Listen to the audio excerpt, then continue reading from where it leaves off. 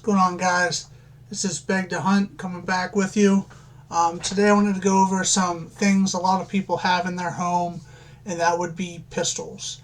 When it comes down to pistols, there's tons and tons of different types, kinds, calibers, uses that we have for pistols.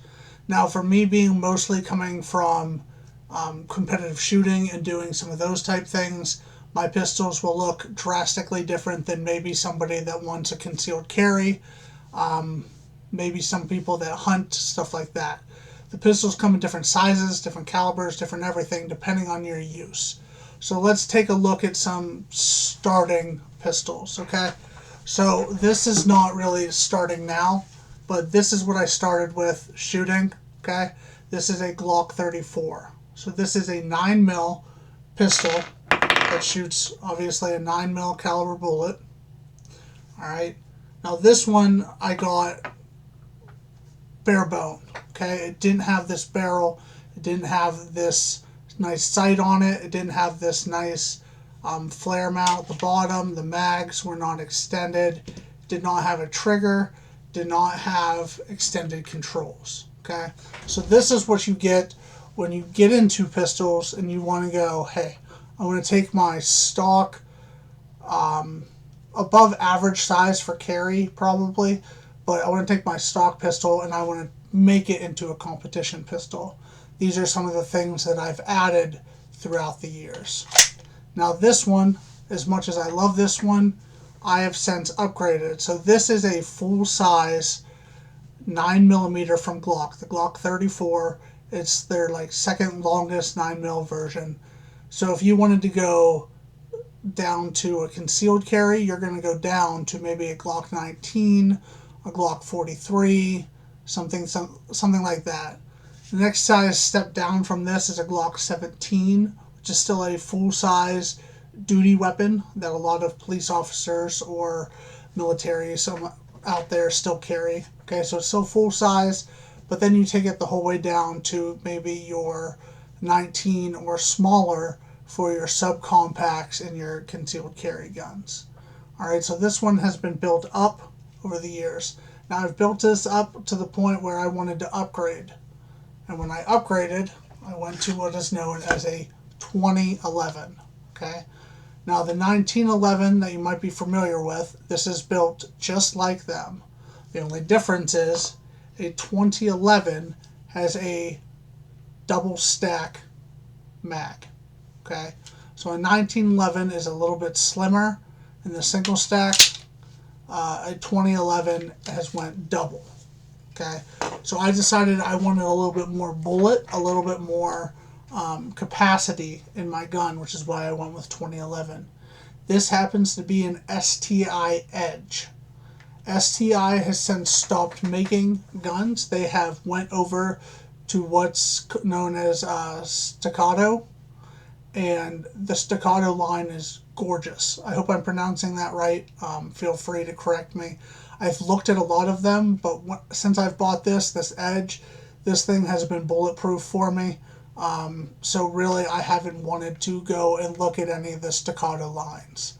It still has all the same features as a 1911, whether it's a hammer like this, where your Glock, being a striker fire, does not have.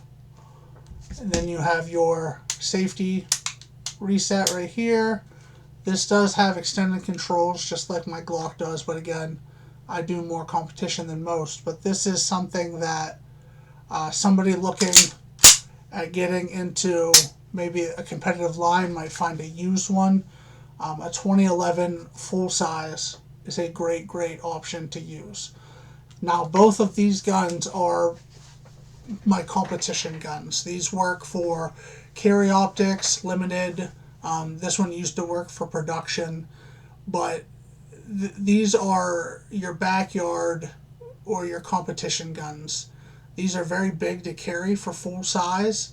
You're not going to want to carry them every day, so you might want to go to something a little bit smaller if you want to do daily carrying. But if you're getting into competitions, some full size like this might be exactly what you're looking for. Alright.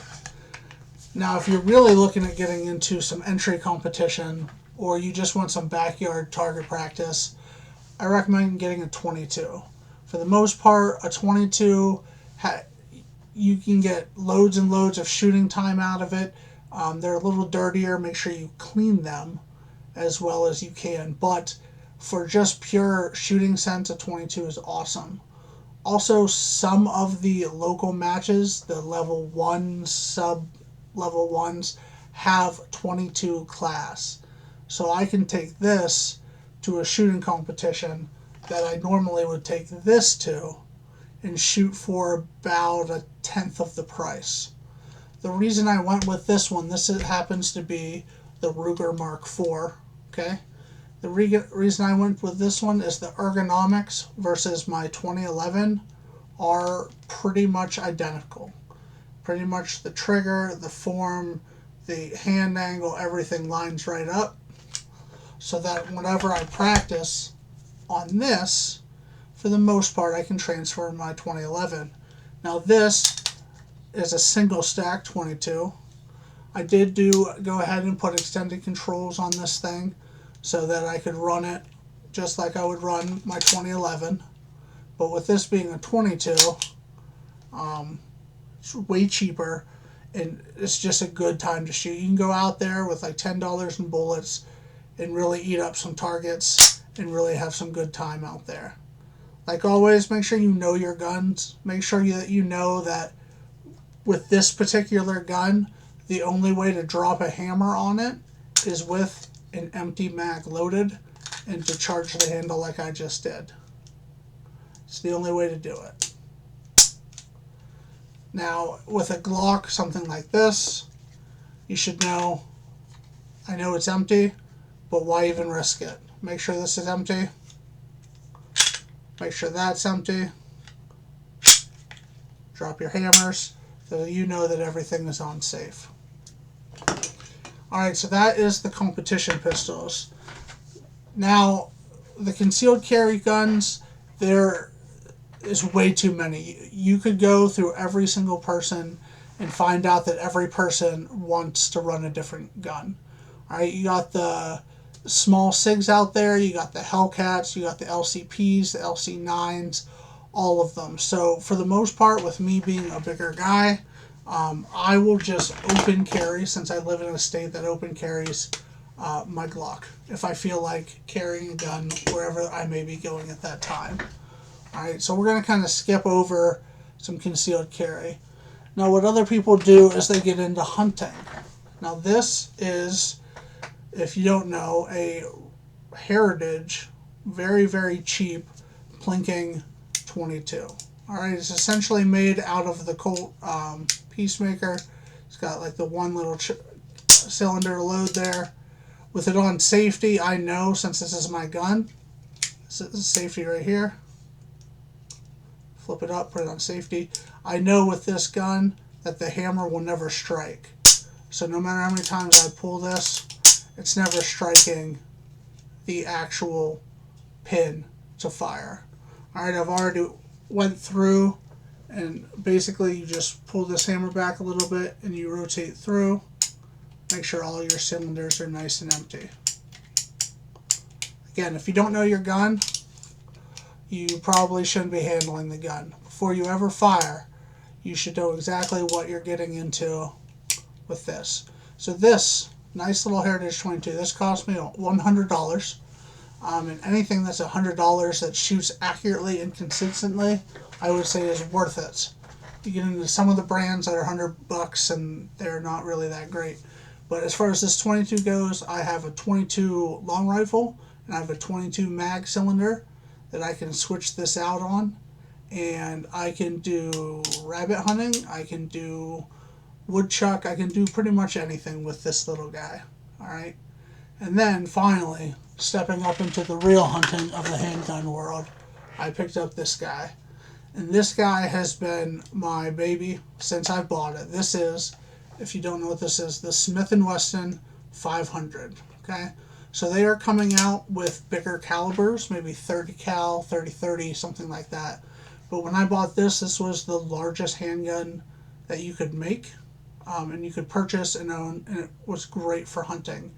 For Bambi hunting and for small game hunting, no, this is drastically overkill.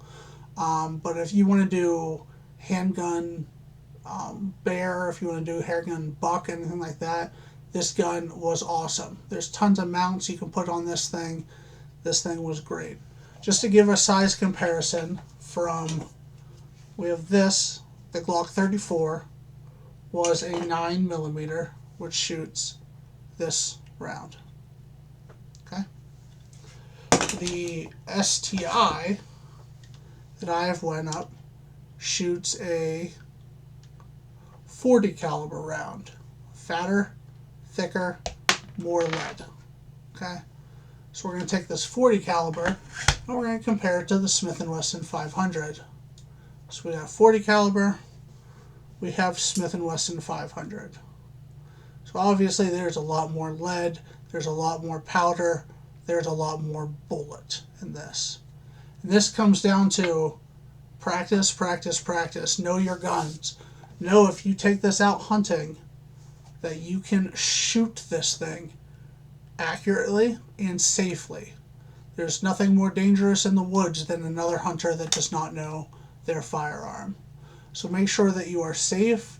You know how all the functions work, whether the safety works, how the hammer works, whether I can slowly drop this down or whether it's going to slip and it's going to fire. Okay? Know your guns and do the research.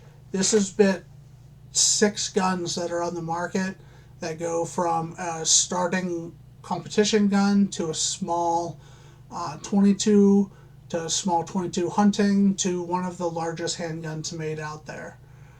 Know your guns and know what fits your hand. Being a bigger guy with bigger hands, I have no concern that this 500 fits me very, very comfortably. If it does not fit you, know your limits. And most importantly, get out there. Get out there and practice.